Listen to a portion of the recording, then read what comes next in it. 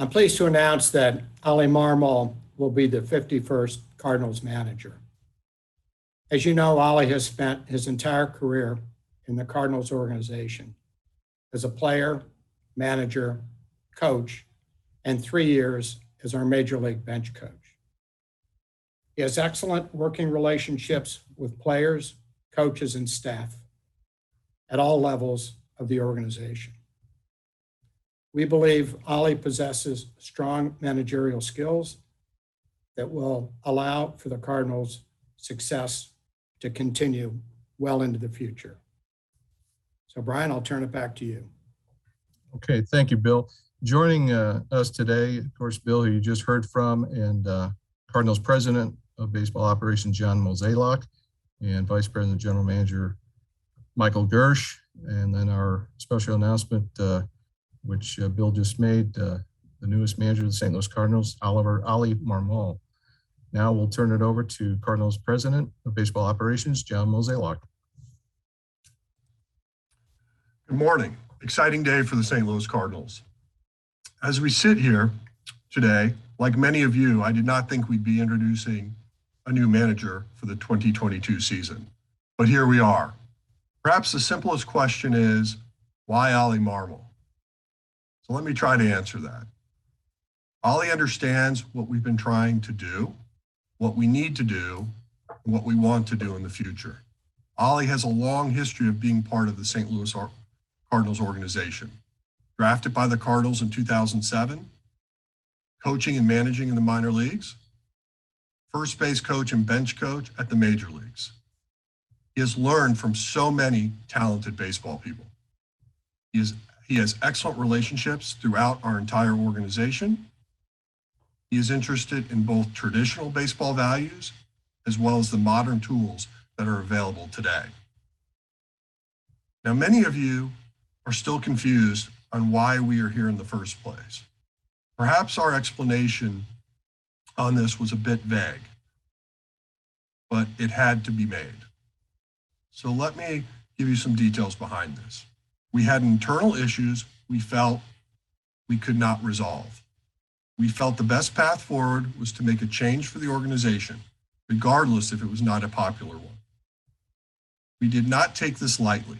As you can imagine, we gave this deep reflection and thought. But in the end, we had to make a change. Today is about Ollie. Our entire organization is excited about him getting this opportunity and being named the 51st manager of the St. Louis Cardinals. Ollie will bring his own voice to this position, and we look forward to all of us taking this team to the next level. So thank you. At this time, pleased to announce and introduce Ollie Marmol for some remarks regarding today's announcement. Appreciate it, Brian. Thank you. This is an exciting day. I'm honored to sit here and just hear you guys speak and present this opportunity to me and my family. I'd like to take a moment and just thank the DeWitt family. This past week, just being able to speak with Bill, and it's evident that this organization franchise is absolutely dear to his heart and his family's heart. And they've built a winning tradition and a rich history here that is absolutely remarkable.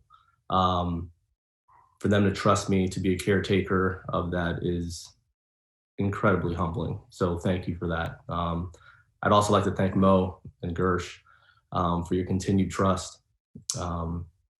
You guys have invested time in me, and I'm appreciative of that.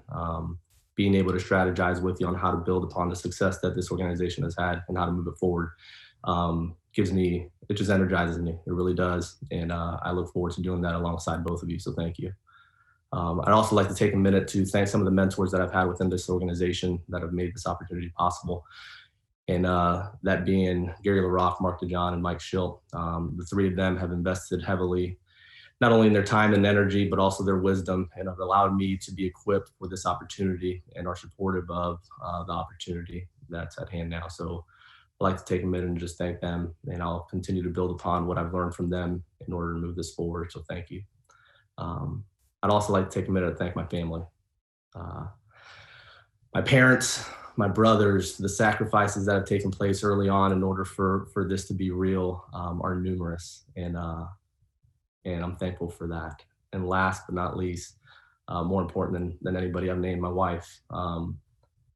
She's an absolute stud, and it's extremely difficult to be a wife of a player coming up through the minor leagues and getting to the big leagues. It's near insanity to be a wife of a coach coming up through the system, and some of the sacrifices and stories are great, but I'm appreciative of her support. So thank you. And then lastly, not many people get to manage. Definitely not for an organization like this. It's one thing to manage, it's another thing to manage for one of the most historic organizations, not only in all of baseball, but all of sports. And I'm truly looking forward to the accountability that comes with that, and the responsibility of leading this staff and players to another championship. So thank you. Thank you, Ollie. Congratulations. At this time, we'll open up to the question and answer portion of the program. Again, a reminder to use your raise hand function, and we'll start with Jim Hayes of Bally's Midwest. Hi, Ollie. Congratulations, sir. Appreciate it, Jim. My question is, you mentioned some of the people that were your mentors. Obviously, Shildt was one of them. I know you guys were close. What things do you take away from him in terms of your approach, or what will be your approach? And how do you think you might be a little different from the way Shildt was trying to direct the team? Sure. I take a lot from him. He invested heavily and put his name on me when I was in the minor leagues as a staff member. And what I'll take away from him is his attention to detail. I mean, I think it's evident, we've all noticed the improvements in certain areas of how we play the game. And that comes with, he made it important to himself, to the staff, which makes it important to the players. And you saw a lot of that cleaned up. So I take a lot of that from Shildt. His attention to detail was great. When you ask me how we do things different, for me, it's not so much different, Jim, as much as how do we build upon the success that this organization has had? Because we've won here, okay? And it's more so building upon that. And for me, that comes with a heavy emphasis on integrating departments. There's just so much information at hand, and being collaborative, not only with the front office, but with baseball development, with the performance department, with the analytic department. There's just so much that we can tap into that will allow us to move this forward in a way that I'm truly energized to do. Thank you. And again, congrats, sir. Thank you. We'll now go to Frank Cusimano, KSTK St. Louis. Ollie, congratulations on the job. At what age did you kind of know that this was going to be your profession? I know you were drafted by the Cardinals and developed by the Cardinals, but there probably had to have been a point where you knew that I'm not going to make it as a player. I know I want to do this as my job. Frank, I think it was after my third year of hitting a $190. Is when that came to be. I mean, I remember, and I spoke with Derek about this in the past a couple of years ago. I remember sitting there in one of the backfields in Jupiter during spring training, and LaRussa would come and speak to the group, and I was sitting there as a player listening to him speak, and I was taking it in as more as a coach than a player. I wasn't looking to apply it as a player as much as, man, some of the things that are coming out of his mouth are meaningful, and I want to make sure that I can carry that on at some point for this organization on the other side of the fence. And that's when I realized that truly my passion lied more in influencing the people around me, and not so much playing. I've never got a niche to play again. Once I hung it up, I was pretty convinced that this is something I definitely wanted to do. Thank you. Katie Wu with The Athletic. I have a couple of questions. I'll direct the first two to you, if that's all right. Katie, we missed you there at the beginning. What was that? Congratulations. I do have a couple of questions, both for Ollie and for Mo, if that's all right. Okay. Okay. Ollie, I'll just start with you again. Congratulations. And 2022 has long been estimated as the Cardinals' biggest window of contention. There's a lot of challenges that come with being a first-year major league manager. How do you expect to temper those while meeting the lofty expectations set for this organization next year? Yeah, great question, and it's a real one. I've always been very intentional about surrounding myself with people that'll mitigate as much of that risk as possible. That goes for one, the front office and the people that have invested in me, and the staff that we have are great at what they do. My job is to tap into as many of those resources as possible. And the reality is, will mistakes be made? Absolutely.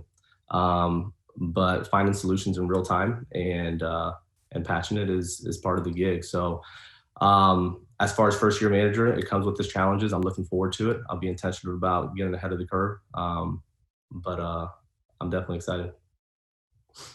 And secondly, you'll be the first person of color to manage this Cardinals organization in over half a century. What does that mean to you? It's meaningful. It really is. I mean, there's plenty to talk about if you look back and just rewind to, I mean, some of the neighborhoods we lived in early on in Miami, and you look at these opportunities don't come across the table to the majority of the people that grew up like that. And for them to be able to identify and see someone of color in a position of leadership, especially for a franchise, a winning franchise, one with the history that the St. Louis Cardinals has, is extremely meaningful. What I would say is that hopefully they see this as an opportunity to a couple of things. One, if you can be intentional with how you structure your days, who you surround yourself with, and then just what's possible when you truly dedicate yourself to your craft. But to answer your question, it's extremely meaningful. So thank you. Thanks, Ollie. And again, congratulations. Thank you. Mo, just one question for you. While understanding that you are not going to expand further on the differences between you or the front office and Mike Shildt, what was the thought process in hiring Ollie, who works so closely under Shildt, and understanding that maybe there might be some similarities and overlap on how they work?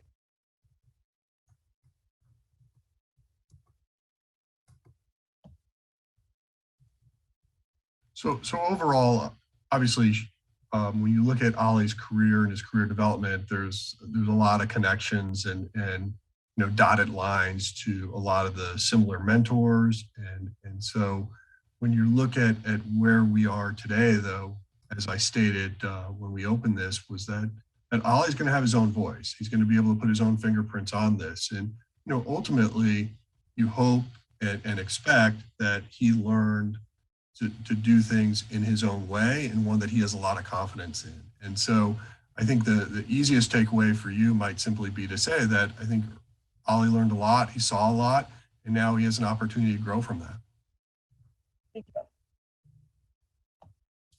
Ben Frederickson, St. Louis Post-Dispatch. Hey, Ollie, congrats. I'm curious, how you've seen the role of manager change since the days that you were playing for managers and started your path to become a manager, and how you kind of view the role of the modern manager. You touched on it a little bit as kind of how has it changed in your time in baseball, and where is it now? Yeah, I appreciate the question. I think at times there's a misunderstanding as to kind of the newer managers, or you read about what that looks like when it comes to just saying yes to the front office, or it's a matter of being collaborative with the resources that are at hand. It's a matter of being collaborative with the departments that are continuing to grow within each organization. I mean, when you look at what that could look like if there's true synergy between the front office, the baseball development department, and your on-field staff, there's an opportunity to do a couple things. It's being able to understand why you're acquiring certain players, how to best use those players, whether that's starting rotation, bullpen, platoon guy, lineup construction. There's just so many different facets to it that there can be synergy there. And then understanding as well how to implement some feedback loops to make sure that there's accountability to your decision making, right? Like, there's just so much information at hand that can be used. And when you work in a collaborative manner with the front office and your analytics department, it allows you to get feedback on, are the decisions you're making sustainable over 162? What decisions are you making that are? What decisions are you making that aren't? So it's more of a collaborative mindset to answer your question with how managers are operating today opposed to 10, 15 years ago. Enrique Rojas, ESPN Deportes. Saludos, Oliver. Muchísimas felicidades. Quiero que me diga lo que significa para ti como un dominicano seguir el legado de Felipe Alou, Tony Peña, Manny Atta y los otros, y lo que significa ser el manager de una de las organizaciones más prestigiosas del deporte de Estados Unidos. No, gracias, Enrique. ¿Cómo estás? Bien. Todo muy bien. Perfecto, perfecto. En lo que estábamos hablando aquí, me acaban de mandar un mensaje Luis Rojas y lo mencionaste ahí porque para mí, como uno se lleva, es bien importante. Y esta oportunidad de ser latino y ser uno de los líderes para una organización que tiene la historia tan importante, es increíble. Ojalá le dé la posibilidad de otro latino ver lo que está pasando aquí y que le dé confianza que es posible cuando ellos se dedican a lo que tienen que hacer. Esto es una posibilidad que estoy bien orgulloso para mí y la familia. Gracias. Tú sabes que tú y yo hemos hablado mucho de eso, de tus raíces y de que viviste incluso parte de tu vida en República Dominicana, pero cuando se hizo el anuncio, mucha gente dijo, Oliver, ¿what? Oliver, ¿quién? ¿Cómo te sientes que tú llegas a este cargo tan grande y todavía tú no eres muy conocido en República Dominicana? Es algo que de verdad no lo he pensado mucho. Para mí no es crear un nombre para mí o mi familia o el apellido. Para mí es hacer un trabajo tremendo para la organización. Si al final de todo esto ganamos campeonato y nadie sabe el nombre mío, it's okay, baby. Yeah. Felicidades. Gracias. Derek Gould, St. Louis Post-Dispatch. Congratulations, Ollie. As we've talked a lot through the years, but Mo touched on it there right in the beginning about how sudden this was, and even probably was for the coaching staff to start the year one way and then suddenly have the position of manager open. I wondered if you could speak to a little bit about what that was like for you, but also how that informs maybe the previous 24 hours or your first week in the business or in this role as you kind of take a clubhouse that might have gone through a shock at the end of the season and bring it back together for next season. Yeah, it's going to be really important how this next week, just the overall communication with the staff, the players. I've started some of that to make sure that we're gaining ground in the direction that we want to go. But yeah, to your point, it's something that took certain people by shock. And at the end of the day, the reality there is a lot of this usually ends in divorce, right? Like it's part of the gig, it's part of the industry. There'll be a day where it's my turn, that's just how this works. So shocking, yes. I've had conversations with Mike and everybody, and we're in a good spot. That's the best way I can answer that. But as far as moving this forward, to your point, it's going to be very important. It's going to be very important, just the overall communication and get everybody on the same page, which I don't think will be difficult at all. Mo, I wanted to ask you a quick question, if that's permitted. Is that all right? Sure. Okay. Given the way that the move happened, how much did you think about and kind of weigh the idea of bringing somebody from the outside in with a new voice versus staying internally, prioritizing the continuity we've talked a lot about, but also kind of capitalizing on the momentum you had? Could you walk us through how much you looked outside the organization and then went in the direction of Ollie and staying true within? Right. Obviously, we know the outcome. We stayed internal. As all this was going down, we definitely looked at potential outside candidates, but ultimately our comfort level of keeping that continuity and really building on what we have going. When I spent some time talking to players, other staff members, I mean, net, we felt like we were in a really good place directionally where we were headed. And so we felt Ollie could really be that seamless transition to where we're trying to get to. Did you see at all the importance too of maybe having a unifier or somebody you knew who had already kind of thrived in that role coming out of this? Again, like when you say unifier, I'm not exactly sure that's exactly what we had to have, but having someone that understood a lot of what was happening downstairs, I think will obviously help with that transition. And from a leadership standpoint, I think Ollie's the right man for the job at this time.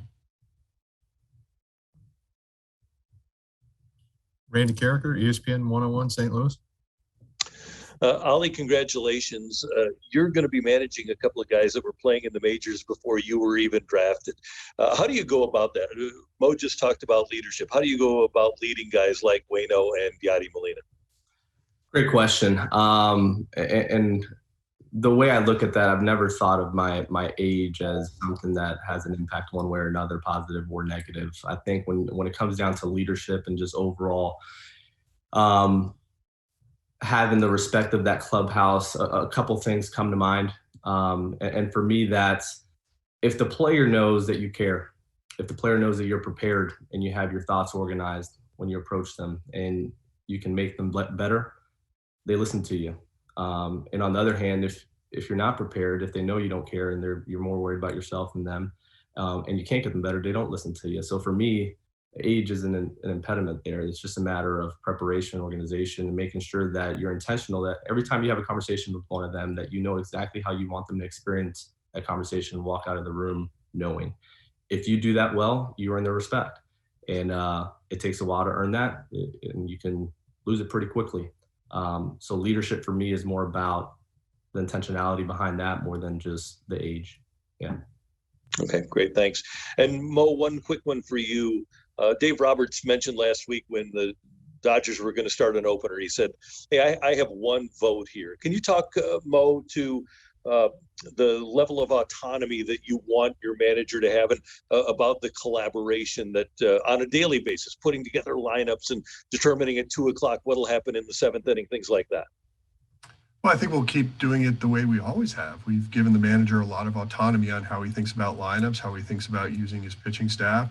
But to echo what Ollie said, I mean, there is a level of collaboration with what you have going on upstairs. I mean, when you think about analytics and you hear things like the performance department or baseball dev, these are all groups that are looking at data to help make the best decisions possible. So, you know, having Ollie be working with that, having his coaching staff work with that is something that we want to continue. But, you know, ultimately we're hiring him to be the manager. And so he will be given some autonomy. Jordan Cohen, Associated Press.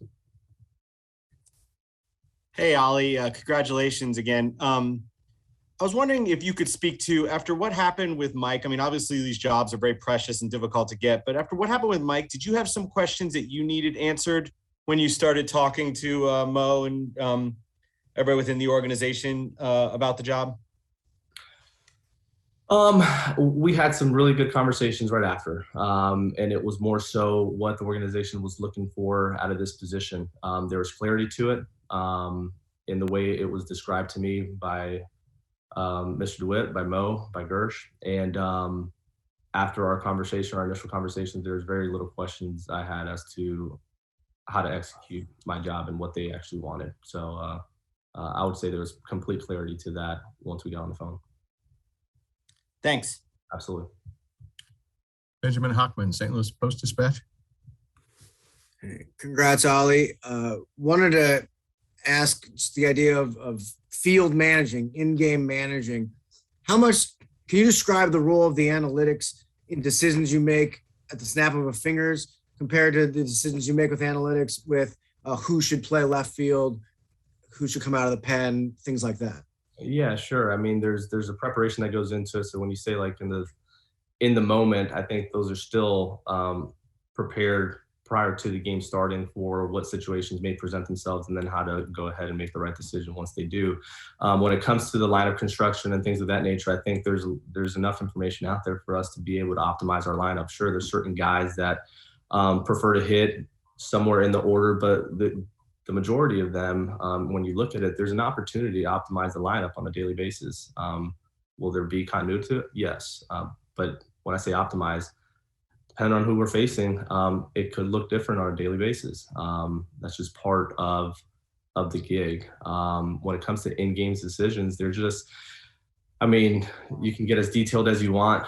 Then when it comes to starting the runner at 3-2 count, I mean, what are the odds of actually strike him out, throw him out compared to him putting it in play, depending on who you're facing? There's just so many things that you can look at to make sure that you are making those small, tiny decisions that may look like they aren't meaningful at the end of 9 innings, at the end of 162 games. They matter. So those are just examples of some that we'll prepare ahead of time, and then some that have more to do with line of construction and bullpen usage. Thank you. And a quick follow-up, Ollie, is similar to piggybacking on Katie Wu's question about the importantness, that's not a word I made up, the importantness of the 2022 season. Can you just describe, I mean, if you guys make the playoffs, if many other teams make the playoffs and lose in the first round, they're like, well, they made the playoffs. But the St. Louis Cardinals, the way things are going, to me at least, it seems like you gotta make a run. Can you describe the fire that is that scenario? Absolutely. The expectations for this organization has always been the same, to win a World Series. Losing in the wild card game or losing in the NLCS is no different. Sure, you have a little bit more pride and we made it further, but at the end of the day, a championship is the goal, and anything less than that is a disappointment. This year in 2022 is no different. We will prepare in a way to take our shot at a championship, and anything less than that will be a disappointment. Thank you, and congrats on the job. Yeah, thank you. Brooke Grimsley, KMOV TV, St. Louis. Congratulations, Ollie. I know that you said that your age is something that you don't really think about, but do you also see it as an advantage that you are so close in age and even in some ways younger than some of the players? Do you see this as an advantage for you when it comes to really connecting with the players? No, I don't. And I wish I could say, yeah, it's a huge advantage. I think you can be 35, you can be 75. Like, your ability and your skill set to connect with the player is like, the age doesn't play a role in it, in my opinion. I think how intentional you are with the conversations that you have with your staff and your players is what gains you that respect and that trust. So for me, is being closer in age to a lot of the players an advantage? I don't see it one way or another. I think what's going to allow me to have success with our players and our staff is just gaining their respect through how I communicate with them. Thank you. And Mozeliak, if I could just ask you a quick question. I know that you said that this kind of came quickly, but you did do, a thorough interview process. Was there a defining moment with Ollie when it came to, this is our guy, we know moving forward that this is who we're going to go with? Like I stated in the release, I really felt like Ollie was going to be a major league manager at some point. I did not think it was necessarily going to be 2022. But so when you look at how he was developing, growing, and really being groomed ultimately to be a big league manager, I knew his day would come. So here we are. But, in terms of looking at it relative to what was outside the organization too, it really just came down to our internal comfort level and knowing that now that his time has come, he's ready for it. We're excited about him having this opportunity. Thank you. Rick Hummel, St. Louis Post-Dispatch. I have two, one for Ollie, one for Mo. First, Ollie, hats off to you. Thank you. How often, when you and Shildt discuss strategy, did he go ahead and use something that you had in mind rather than something that he had in mind initially himself? Gosh, when you talk about a 9-inning game, it's just a 3-hour conversation, and it's constant. It has to be someone that you absolutely trust, that you are okay disagreeing with, and moving on. And that's the relationship that we had. As far as how often he used some of the things that I would suggest, it was 50-50. I mean, sometimes I would suggest something, he would think I'm crazy, and there's times where he wouldn't think I'm crazy, So it's just, it's a constant conversation. And part of the gig as a bench coach is just posing an argument for another option. Sometimes you post something just to make sure that you're not missing it, right? And that'd be the case often. Yeah, I mean, it's hard to put a number on or a percentage on if you would use my information X amount of time. It was just a constant conversation throughout the course of the game. Thank you. And Mo, how soon will it be before you have your coaching staff finalized? So that's something that Ollie and the rest of us are working through right now. Obviously, we're going to have to replace Ollie's position as bench coach, so that there are some internal candidates that have shown interest in that, and there are some external candidates that have shown interest as well. So, ultimately, we'll take the next week or so to work through all of this, and hopefully by the time we get to the end of the World Series, we'll have everything in place. Thank you. Thank you. Jeff Jones, Belleville News Democrat. Ollie, congratulations. To Commission's point there, I guess a little bit into some of what Mo was speaking of as well. What will you look for in terms of staff collaboration and the way that you sort of want to work with the folks that obviously you've been on the staff with for a long time and that you know well as maybe sort of possibly bringing folks in from the outside? How do you view that as part of your role here? Jeff, appreciate the question. We're excited about our staff. We're excited about them coming back. Our staff has done an unbelievable job over the years. Our corner guys, as far as first and third, and just the way the detail that's been behind our base running and our defense. I'm excited about the staff coming back. To Mo's point, we will have to replace my position in the bench coach, and we'll look at internal candidates for that, as well as some people from the outside, and make the right decision to move this in the direction that we need to. But as far as staff goes, I'm excited about the job that the staff has done over the last few years here. And then Mo, you mentioned that you didn't expect to be making this announcement. You didn't expect to be making a change this offseason. Did the fact that you knew you had Ollie as an option push that in a given direction? Were you looking at that decision in terms of, if we make this decision, we can transition to Ollie and it will be seamless and kind of continue the way we want to go? I'd have to say yes. Obviously, that was not what was driving us to make this decision in terms of the change in manager, but knowing that Ollie was an internal candidate did give you some level of confidence that you could move forward without taking a step backwards. So yes. Manuel Gomez. Congratulations, Ollie, on your promotion. Thank you. I wanted to ask a two-part question. Describe how you felt when you learned that you were getting this job, and who was the first person you told? It was mixed emotions. As a lot of people on this call know, I was close with Mike. So there's mixed emotions of receiving the job and what would need to happen or what took place in order for that to be real. So there's mixed emotions there for sure.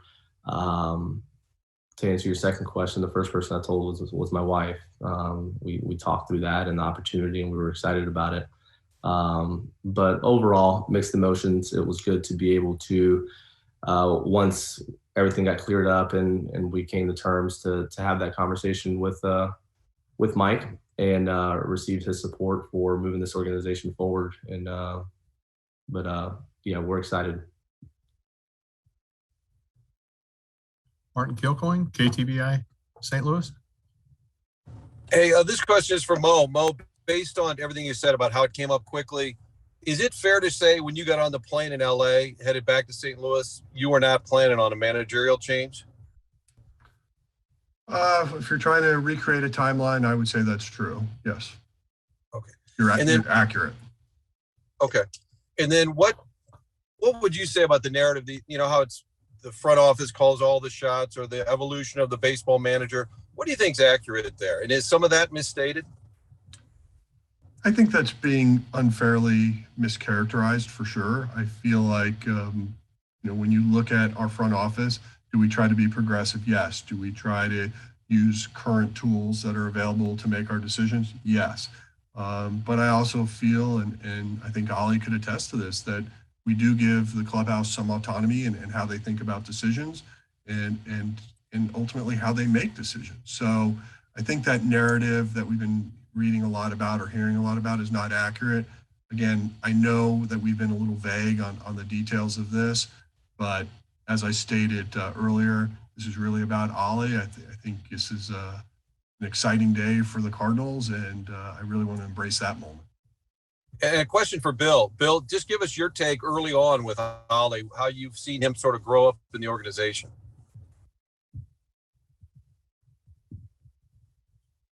Hold on, Bill, I'm gonna unmute you here. I think we're muted. Okay.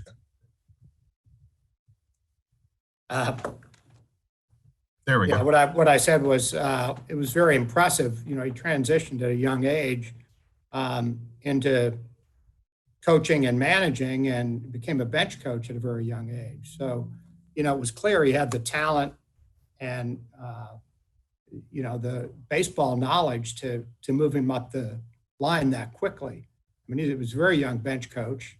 He's become, you know, a very young manager. But, you know, as I've often said, I'd rather have talent than experience. And, you know, he fit that bill. He fortunately had experience. I mean, he paid his dues along the way. And, you know, when he got to the big league level as a coach, you know, he kept getting picked for better opportunities. And he was a young bench coach and did a great job. And, you know, he's got such a great knowledge of the game. He's got good relationships with, you know, all of the players and staff. And, you know, he's been, you know, an impressive talent coming through the system. So he was always on the radar, you know, or I shouldn't say always, but the last number of years been on the radar as a managerial candidate. Zach Silver, MLB.com. Hey, Ollie, congrats on the new role. You know, obviously the baseball thing kind of comes as the year goes, but one thing I'm curious about is how do you describe just your interpersonal skills of working with players, working with coaches? Where do you feel like that's kind of developed along this path you've taken? And where do you sort of think those wisdom and that aspect of your path and your role now is kind of taken from over the past years? I honestly think that's one of the most important parts of the job, is being able to communicate clearly to not only your staff and the players, but the front office and all the other departments. I think with as much as we have as far as resources with the growing departments, your ability to communicate clearly is key. And it's something I pride myself in being able to be a good listener, be observant, actually hear what people are saying in order to fulfill what they're asking, and being able to hear what the players want as well. This gig involves a lot of tough conversations. It just does, with staff, with players, and your ability to do that in a way where it's not personal, where you're actually looking at it from the standpoint of like, what is possible for you if we get this right, is the key to this. So when you ask about just overall communication skills, that's something that I'm looking forward to doing well. Is there, I guess, a way where, I mean, maybe you've done this a little bit over the past several years, but knowing when a player needs a conversation, knowing when it's time to step away, I guess, how have you sort of seen that aspect of what this job is going to entail, and how have you sort of learned from that over the past several years? Yeah, and that's just having a feel for the people that you're around. There's certain times where people need that tough conversation. There's time where they need a little bit of encouragement. And when you get that wrong, that's where there's a rub, right? So like your ability to know when a player needs that, when they don't need it, when they need to be left alone, is extremely important. That goes for staff as well. But it's definitely, in my opinion, one of the most important parts of the job is being able to have a conversation with the people around you, disagree, but still move the mission forward. Thanks. Congrats again. Appreciate it. Thank you. Brendan Schaefer, KMOV TV, St. Louis. Hey, Ollie, congratulations. You mentioned having that conversation with Shildt and having his support on a personal level. Just what does that mean for you as you embark upon this new challenge and this new role? It was important. You prepare yourself and you're intentional about how you structure everything in a way to be equipped to be in this seat at some point. So to get here was exciting. to be able to have a conversation and receive that support was meaningful because it just gives you that piece of, you know what, it's time and we're going to go ahead and do this well. So to answer your question, it was an important conversation for me, and I'm glad I had it and I have the support, and I'm looking forward to moving this thing forward. And then I'm curious too, in whatever conversations you've had so far with players, what's been their reaction and their excitement for you in this opportunity? Yeah, I've talked to some of our core guys. I've had a conversation with Yachty. I've talked to Wayno and Goldie and Nolan, and the support has been good. I'm looking forward to being able to lead those guys and come alongside them and allow them to reach all the rest of the goals that they have in mind for their careers and for this organization collectively. So it'll be a great challenge that I'm looking forward to, but the overall support has been great. Thanks, Ollie. Congrats again. Appreciate it. Thank you. Ryan Walton.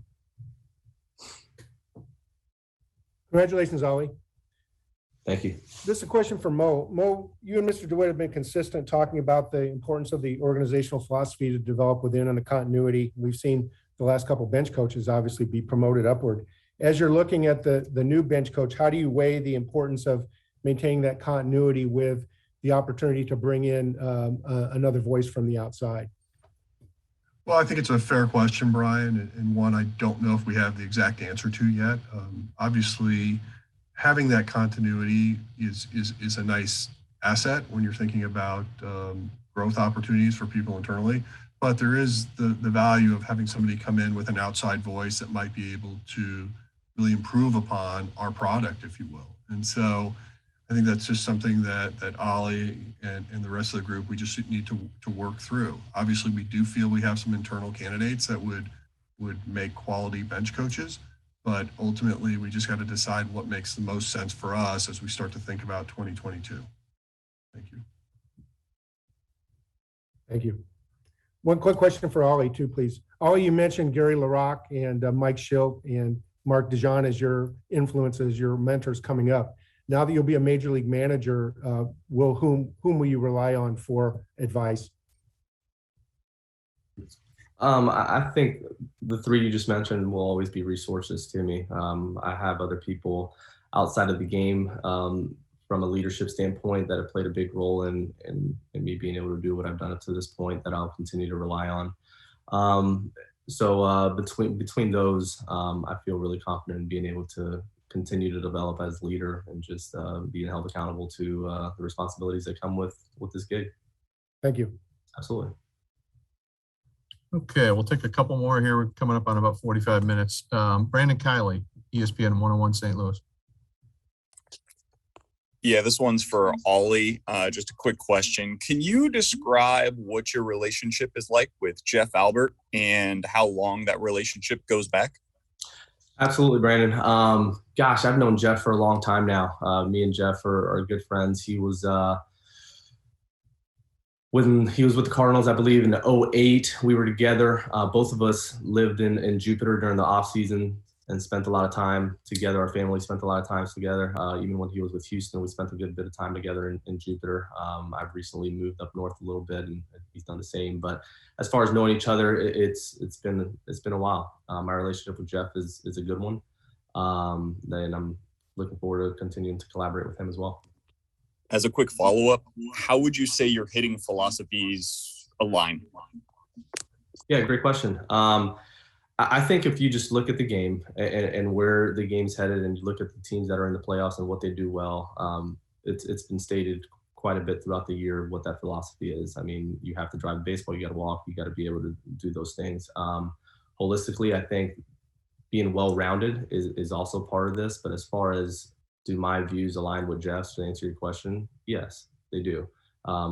There's some things regarding messaging that we'll improve upon in order to get our players to do what he's wanting them to do and what they need to do in order to have success. But overall, a simple answer would be our philosophies align.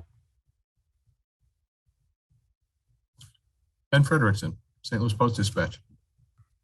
Hey, Mo, I was hoping to ask you about kind of some of the things you said are, maybe getting warped about the role of the manager in the modern times.